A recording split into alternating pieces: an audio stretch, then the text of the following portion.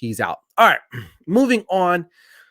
We got some quarterback competitions early, and I know training camp hasn't really started, but we got OTAs and all this other things going on. But there's 3 quarterback competitions that I'm going to be keeping my eye on. Some of them are a little bit obvious than the others, and I'll start with Carolina, right?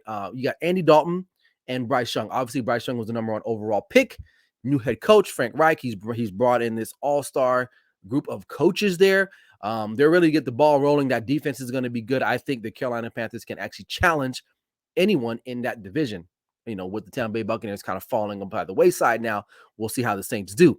But here's the thing that you got to consider with this quarterback competition here between Andy Dalton and Bryce Young. They're paying Andy Dalton pretty good money, right? And he had a couple starts in New Orleans last year that proved that he can still play this game. However, though, you take Bryce Young at number 1, do you just send him in there, right? And the question, or at least my mindset, is that maybe you don't, because number 1, like I just said, you're paying Andy Dalton and he can still play a little bit.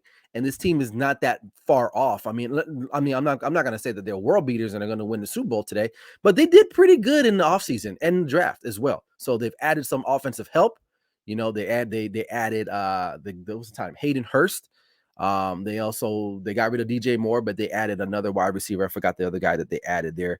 And I know they drafted Jonathan Mingo out of Ole Miss, and they Miles Sanders in the backfield as well. So they're not that far off. Okay. And Andy Dalton can maybe whole serve a little bit. That's a little tennis term, whole serve, and see what they can do. And then maybe they bring in Bryce Young, or do they go the other route and say, you know what, we're paying Andy Dalton all this money, but who the hell cares?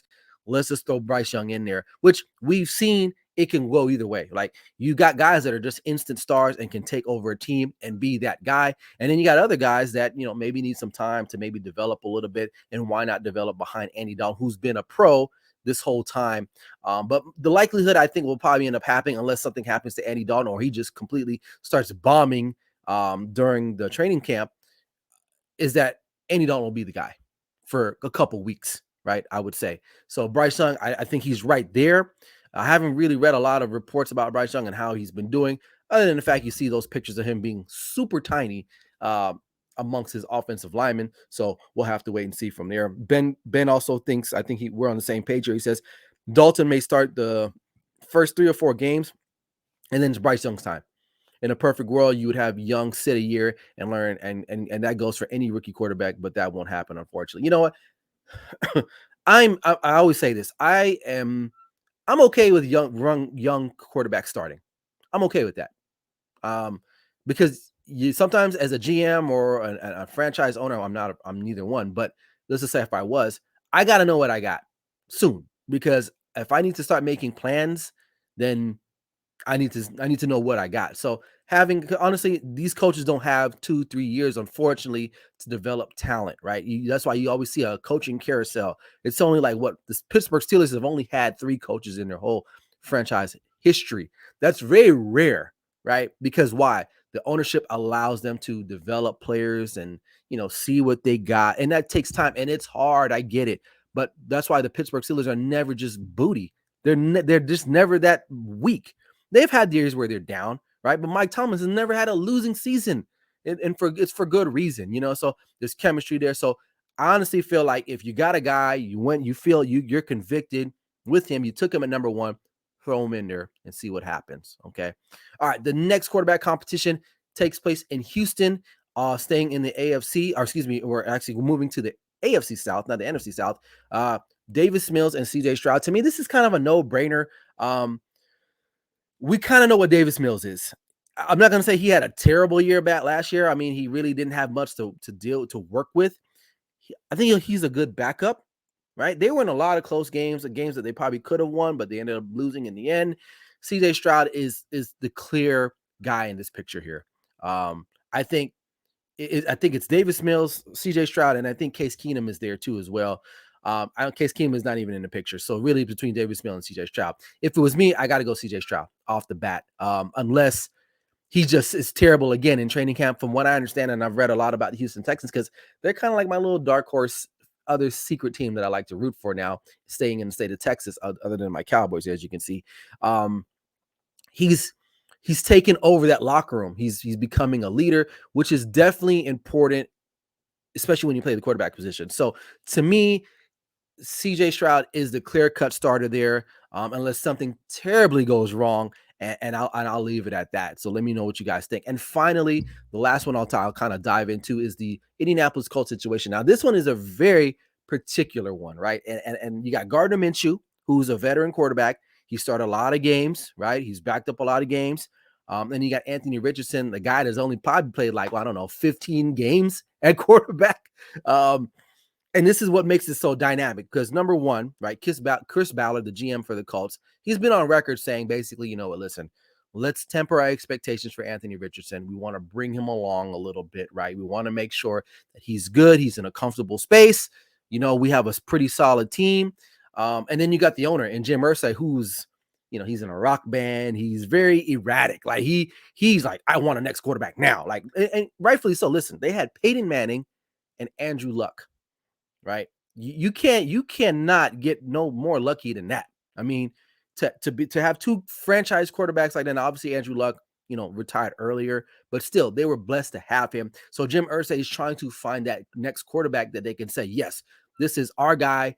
This is our guy that's going to take us to the frontier of a championship, right? And this is where it becomes kind of weird because you could make the argument Gardner Minshew, yeah, he's there. You know, he's been there a while. He's not in Indianapolis, but he's played a lot of snaps in the NFL. Or you go a rookie head coach and Shane Steichen, who, by the way, if I want to remind people, was the OC for what team that made the Super Bowl last year? The Philadelphia Eagles. Okay. And who was their quarterback in Philadelphia? And I'm just being facetious here, but Jalen Hurts, athletic type of mobile kind of quarterback. Anthony Richardson is probably the most athletic person in this last year's draft. I mean, this last draft, period. Okay. You take Shane Steichen, you add Anthony Richardson together, and you probably can see a version of what the Eagles are running. And let's be real. The Colts are not that far off. If their offensive line gets healthier again, you still got a great running back in Jonathan Taylor back there. You still got Pittman Jr. You have a rookie who was a rookie last year, Alec Pierce, I believe, had a pretty solid season last year. This offense can maybe do a little bit of something, especially if you scheme it up right and you have an athletic quarterback like Anthony Richardson. So to me, the way I look at it is, listen, if I'm the Colts, you throw him in there. The guy, he needs experience. He has not played a lot of quarterback at all. And you have him sit a whole year or 8 games. It don't even matter at this point. The guy needs repetition. He needs to be thrown into the fire. And for me personally, I feel like Anthony Richardson should be the day one starter. And if have Gardner Minshew try to mentor him a little bit. But to me, hands down, it should be Anthony Richardson taking the snaps solely in Indianapolis. So I don't know. Let me know what your thoughts on that. And then some honorable mention other quarterback competitions. You got Baker Mayfield, Kyle Trask, and Tampa Bay. That's kind of I think it'll be Baker Mayfield overall. Just to quickly talk about that. Brock Purdy versus Trey Lance. And then you could add Dalton in there, Sam Dalton. That's an interesting one because Brock Purdy coming off an injury, Trey Lance coming off an injury. Sam Darnold seems like he should be the guy, but I don't know if he is the guy. I don't know. The Niners got a situation with that. And then Mac Jones and Bailey Zappi, who I feel like Bailey Zappi did not do a bad job while he was, taking over for Mac Jones a little bit. So I don't know. That's a funny one to me. All right. But